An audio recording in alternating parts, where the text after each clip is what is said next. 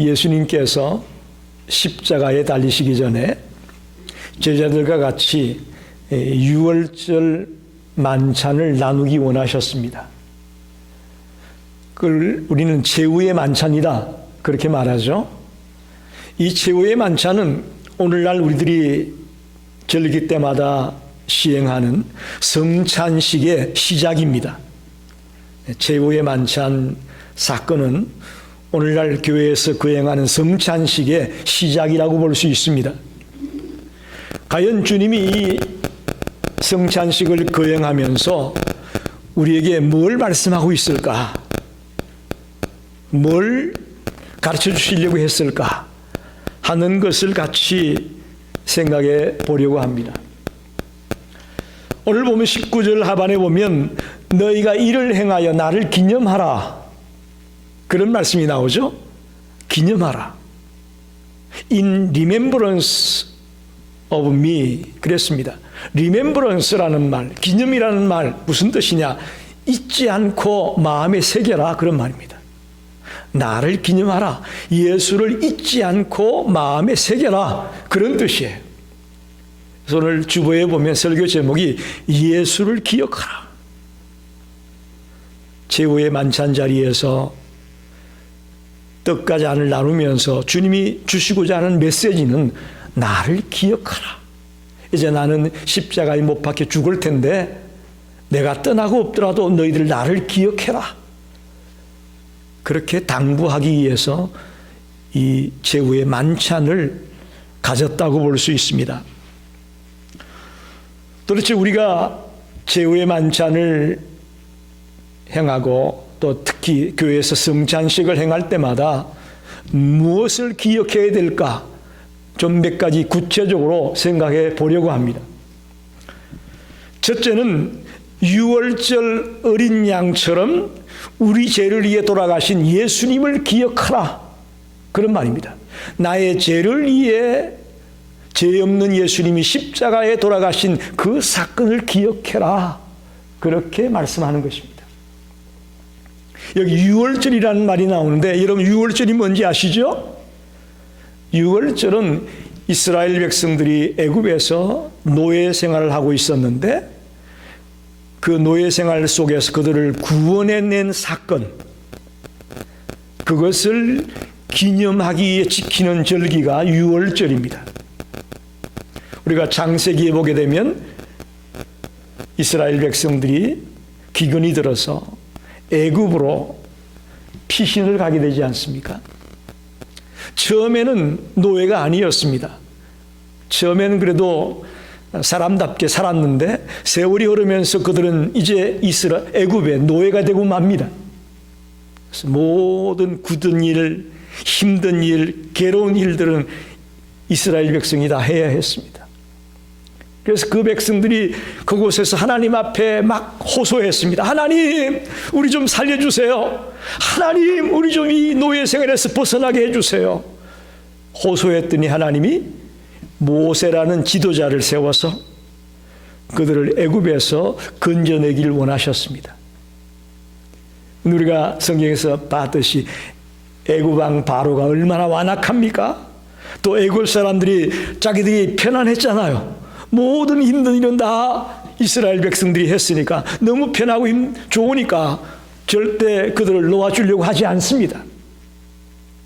그래서 하나님이 생각한 것이 10가지 재앙을 내리는 거죠. 자, 하나, 둘, 셋, 넷, 9번째까지 재앙을 내렸습니다마는 애굽 왕 바로는 끔찍 안 합니다. 안 보내줍니다. 그러자 하나님이 마지막 10번째 재앙을 준비합니다. 그게 뭔지 아시죠? 장자 재앙입니다. 그 땅에 살고 있는 자들의 모든 첫 번째 태어난 사람, 첫 번째 태어난 짐승이 되었던 사람이 되었던 첫 번째 태어난 것은 다 죽이는 그런 재앙을 계획합니다. 그건 애굽 사람들에게만 해당되는 것이 아니고 그 땅에 있던 이스라엘 사람들도 마찬가지였습니다. 그런데 하나님은 이스라엘 백성들에게는 거기서 벗어날 수 있는 방법을 얘기해 주죠. 그것이 뭡니까? 어린 양을 잡아서, 즉 장자재앙이 일어나기 전날 밤에 어린 양을 잡아서 그 피가 나올 거 아닙니까? 그 피를 문 좌우 설주와 문 임방에 발라라. 그리고는 그 양고기를 구워서 먹고 또 무교병과 쓴 나물을 같이 먹어라. 그렇게 죽음의 신이 장자들을 다 죽일 때에 이스라엘 백성들이 살아날 수 있는 방법을 얘기해 줬습니다. 그래서 실제로 죽음의 신이 그 애굽에 임하게 되었을 때에 피를 발라놓은 그 집에는 죽음의 신이 넘어갑니다. 장자를 죽이지 아니하고. 그러나 애굽 사람들은 그 방법을 모르니까 피를 발라놓지 않았기 때문에 죽음의 신이 모든 장자와 처음 태어난 것들을 다 죽입니다. 이게 유월절입니다. 그래서 끝내는 애굽 왕 바로가 항복하고 이스라엘 백성들을 애굽에서 탈출할 수 있도록 허락을 합니다. 그래서 이스라엘 백성들이 구원받은 날이라고 볼 수 있습니다. 그래서 유월절을 잊지 않고 꼭 지키라고 명령을 한 것이죠. 자, 그러면 이 유월절 어린 양과 예수님이 무슨 상관이 있을까요? 요한복음 1장 29절에 예수님이 세례 요한에게로 다가오고 있을 때에 세례 요한이 이렇게 말합니다. 보라, 세상 죄를 지고 가는 하나님의 어린 양이로다. 이렇게 구약과 신약이 연결이 됩니다. 이스라엘을 구원했던 그 하나님, 어린 양을 가지고 피를 발라서 그 집안에 있던 사람들의 장자는 죽이지 않았던 그 하나님이 이제 신약에 와서는 세상 죄를 지고 가는 하나님의 어린 양이로다. 예수님이 온 인류의 죄를 대신 지고 가는 어린 양이 되시기 위해서 오셨다고 기록하고 있습니다. 예수님을 어린 양이라고 표현하고 있습니다. 그렇기 때문에 구약은 절기 때마다 꼭 어린 양을 잡아서 드려야 했습니다. 그러나 신약에 와서는 예수님이 십자가 위에서 어린 양으로 우리의 죄를 대신해서 돌아가시게 되면서 우리는 절기 때마다 양을 잡을 이유가 없습니다. 예수님이 단번에 제물이 되셔서 과거와 현재와 미래의 모든 사람들을 죄를 지시고 친히 십자가에 돌아가셨기 때문입니다. 즉 그의 죽으심이 우리를 죄로부터 건져주시고 죄 사함을 받고 하나님의 자녀가 될 수 있는 길을 열어주셨습니다. 아멘입니다. 죄 때문에 죽어 마땅한 우리들이었습니다. 죄의 삭은 사망 아닙니까? 죄로 말미암아 우리는 죽었습니다. 그럼 우리 스스로는 아무리 노력을 해도 해결 방법이 없습니다. 왜? 나는 죄가 있는 사람이기 때문에. 그런데 예수님은 완전한 신이고 완전한 인간이기 때문에 죄가 없습니다. 그러길래 온 인류의 죄를 대신 지고 십자가에 돌아가심으로 내가 죽어야 될 걸 누가 죽으신 거죠? 예수님이 돌아가신 거죠. 그래서 유월절 어린 양처럼 우리들의 죄를 지고 가는 그 예수를 기억하라. 이것이 이 성찬식에서 우리에게 주는 메시지입니다. 그동안 여러분 교회에서 성찬식 많이 거행했지 않습니까? 그때마다 과연 뭘 생각하셨나요? 어떤 분은 포도주가 싱겁다. 맛을 보셔. 포도주가 싱겁다. 떡이 맛이 없다. 여러분 그런 의미가 아니잖아요. 나를 기념하라. 예수를 기억하라고 하는 거예요. 예수님이 왜 십자가를 치셨을까? 죄가 없는 그분이 왜 죽어야 됐나? 내가 죽어야 될 것, 우리가 죽어야 될 것, 주님이 어린 양이 되셔서 대신 돌아가신 사건을 기억하라고 성찬을 제정해 주셨습니다. 두 번째로 우리가 기억할 것은 우리를 위해 찢기신 예수님의 몸을 기억해라, 그런 말입니다. 우리가 떡을 분배할 때에 예수님의 몸을 기억하십시오 그러면서 떡을 주잖아요. 맞는 말입니다. 우리를 위해 찢겨지신 예수님의 몸을 기억해라. 떡을 먹을 때마다 나를 위해 십자가에서 찢겨지신 예수님의 몸을 기억하면서 먹는 겁니다. 19절에 떡을 주시면서 이렇게 말씀하죠. 이것은 너희를 위하여 주는 내 몸이다. 떡이 예수님의 몸을 상징한다고 말합니다. 그리고 이걸 행하여 나를 기념하라. 그동안은 이스라엘 백성들이 유월절 어린 양을 기억했는데 이제는 예수님을 기억하는 것입니다. 할렐루야. 제후의 만찬 이후에는 예수님을 기억하면서 그 떡을 먹으라는 것입니다. 이 떡을 먹을 때마다 예수님이 십자가에서 찢겨지신 그 몸, 나를 위해 갈기갈기 찢겨지시는 그 예수님의 몸을 기억하면서 떡을 받아 먹으라, 그렇게 말씀합니다. 요한복음 6장 56절 57절에 보게 되면 내 살을 먹고 내 피를 마시는 자는 내 안에 거하고 나도 그의 안에 거하느니라. 살아계신 아버지께서 나를 보내시며 내가 아버지로 말미암아 사는 것 같이 나를 먹는 그 사람도 나로 말미암아 살리라. 할렐루야. 내 살을 먹고 마시는 자는 나도 그 안에 거한다. 우리가 주님의 살이 되는, 주님의 살을 상징하는 떡을 받아 먹을 때에 주님이 내 안에 거한다는 의미가 있습니다. 주님이 우리와 하나가 된다는 의미가 있습니다. 예수의 살이 들어와 내 살이 되고, 그래서 예수께서 내 안에 살아계심을 믿고 살아가는 성도가 되시기를 바랍니다. 그게 떡을 받는 거예요. 비록 그 떡이 예수님의 살은 아니지만 예수의 살을 상징하는 것으로서 그걸 받아 먹을 때마다 아, 예수님이 내 안에 살아 계신다, 예수님이 나와 같이 계신다 라는 그런 믿음을 가지고 우리가 살아가는 거죠.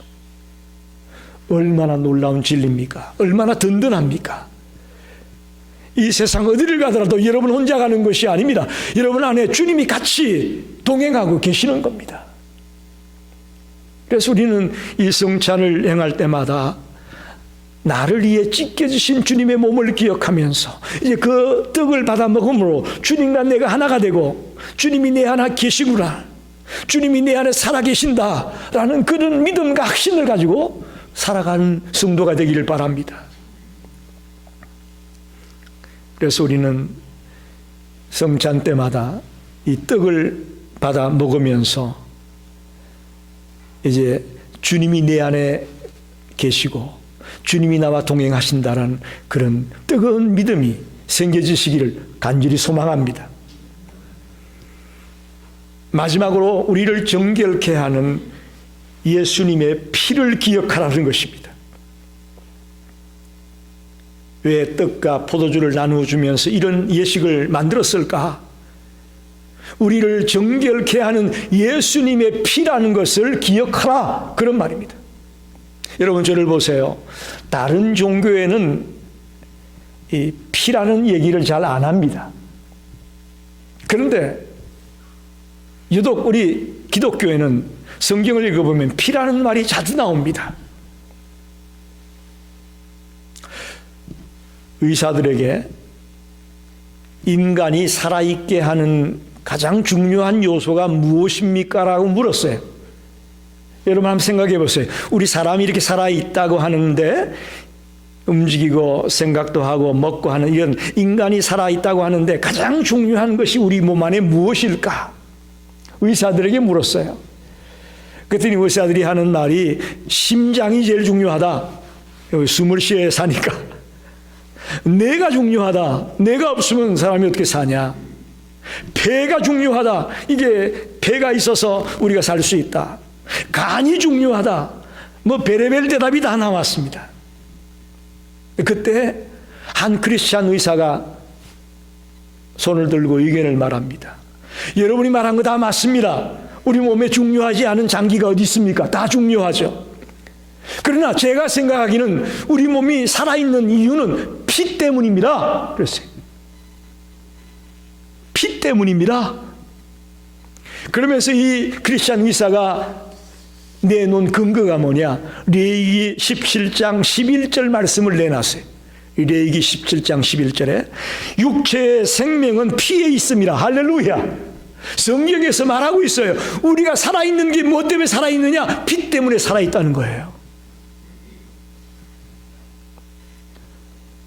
이 크리스찬 의사는 성경 말씀에 근거해서 인간이 살아있다는 것은 피 때문에 살아있는 것이다라고 대답을 한 것입니다.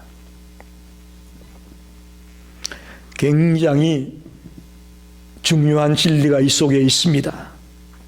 20절에 이 자는 내 피로 세우는 새 언약이니 곧 너희를 위하여 붓는 것이라. 이 자는 내 피로 세우는 새 언약이다.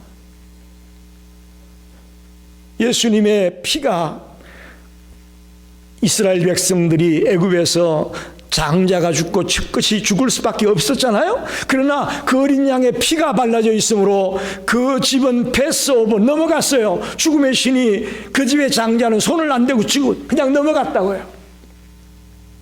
마찬가지로 예수님의 피가, 예수님의 보혈이 우리를 죽음에서 건져주셨습니다. 살려주셨습니다.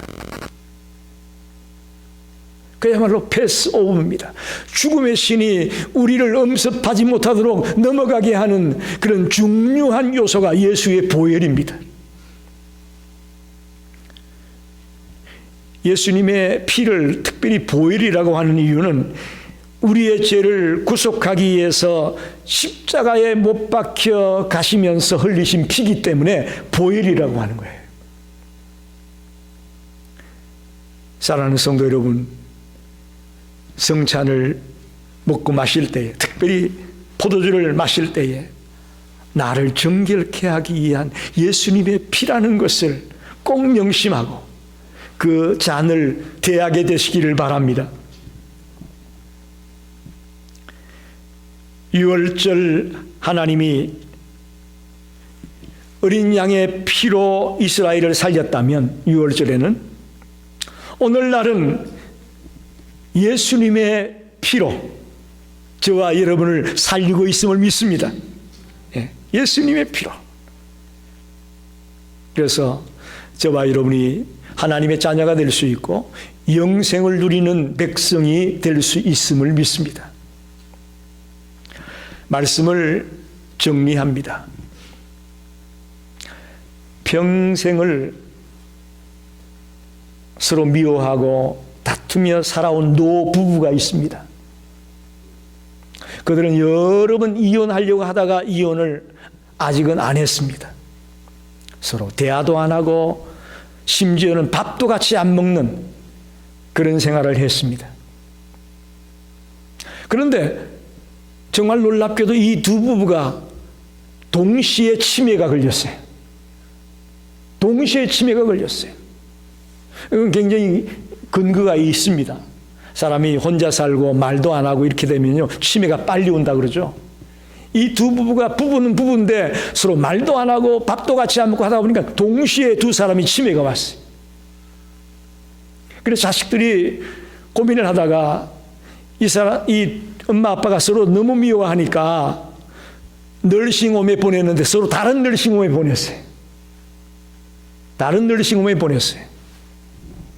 그런데 이게 시간이 길어지면서 아이들이 문안을 가고 찾아가 봐야 되는데 너무 번거로운 거예요. 여기 갔다가 저기 갔다가 너무 힘든 거예요.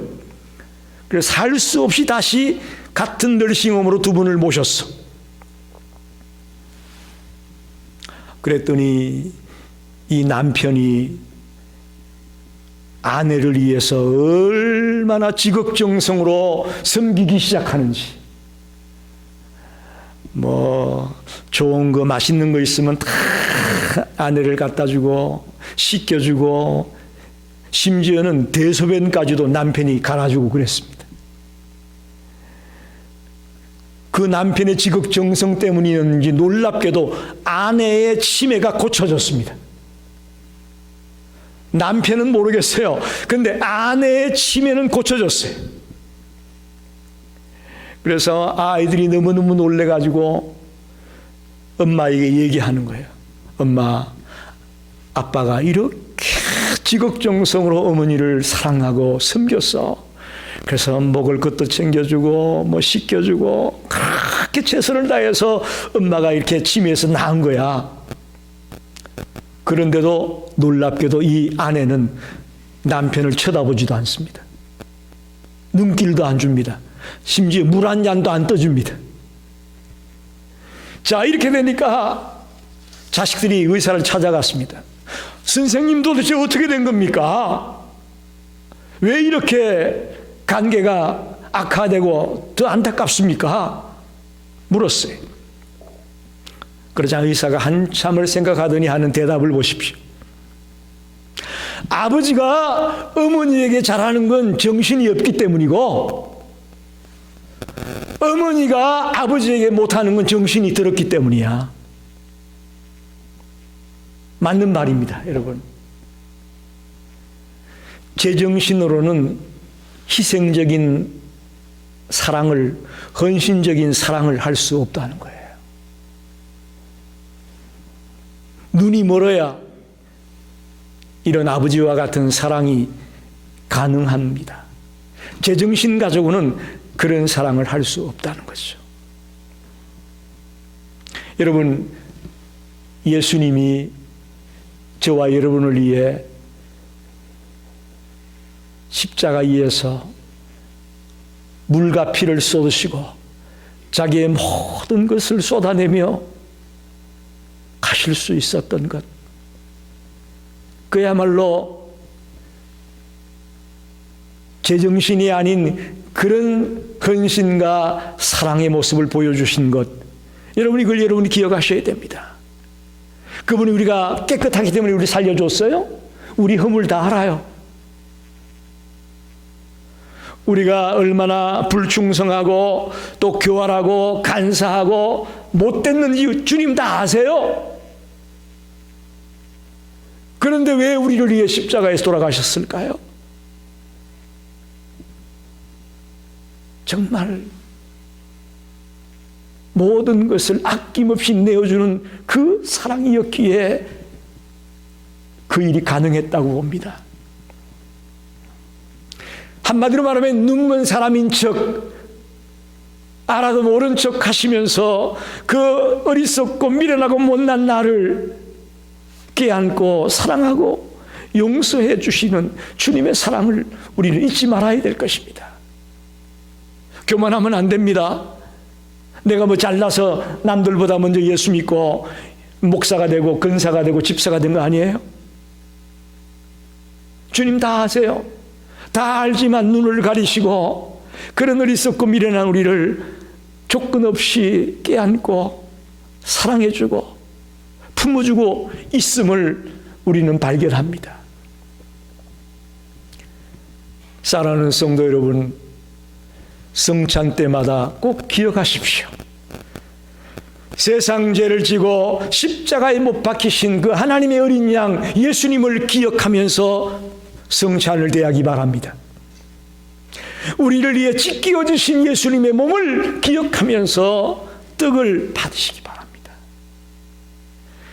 우리를 정결케 하기 위해 흘리신 예수님의 보혈을 기억하면서 그 포도주를 마시게 되시기를 바랍니다. 그래서 날마다 이 귀한 진리를 마음에 품고 그 의미를 되새기며 살아가는 성도들이 되시기를 간절히 축원합니다. 기도합니다.